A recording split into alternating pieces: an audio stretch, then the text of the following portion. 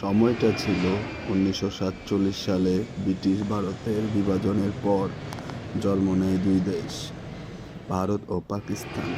কিন্তু বিভাজনের রক্তাক্ত ইতিহাস এক নতুন দ্বন্দ্বের বীজ বপন করে। প্রথম ভারত-পাকিস্তান যুদ্ধ হয় ১৯৪৭ সালে কাশ্মীর ইস্যুকে কেন্দ্র করে।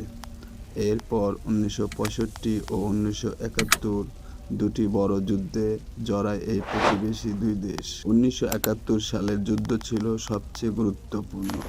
এতে পাকিস্তানের পরাজয় ঘটে এবং জন্ম নেয় নতুন রাষ্ট্র বাংলাদেশ।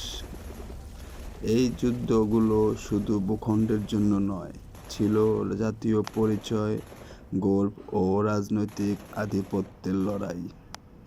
যুদ্ধের ছায়া আজও রয়ে গেছে, কিন্তু আশার আলো, শান্তির পথ খুঁজছে দুই দেশ।